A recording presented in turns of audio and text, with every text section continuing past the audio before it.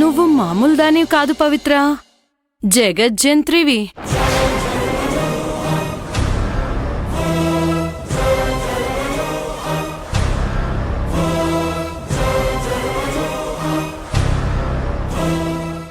అరవింద్ పోయిన దుఃఖం బాధ నీకసలు లేనే లేనట్టుంది.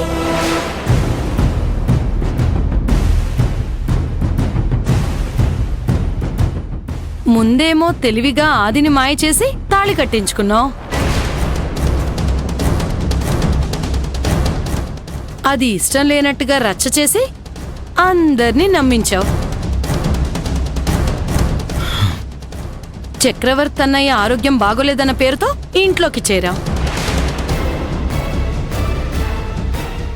ఇప్పుడేమో మెల్లగా కుంకుమ పెట్టి తల్లో పూలు కూడా తగిలించావు.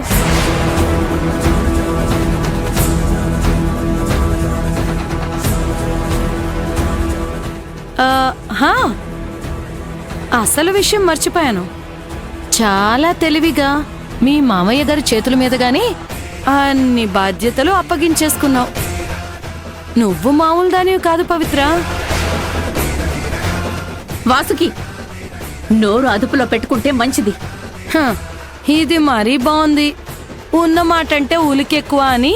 అత్తయ్యా, ఇంకొక మాట నోట్ నుంచి వస్తే పెద్దదానివి ఆడదానివని కూడా చూడను.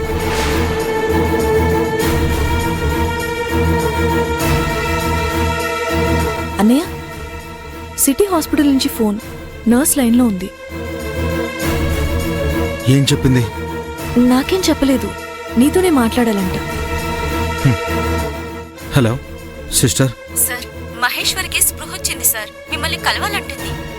సరే, నేను ఇప్పుడే వస్తున్నాను సిస్టర్.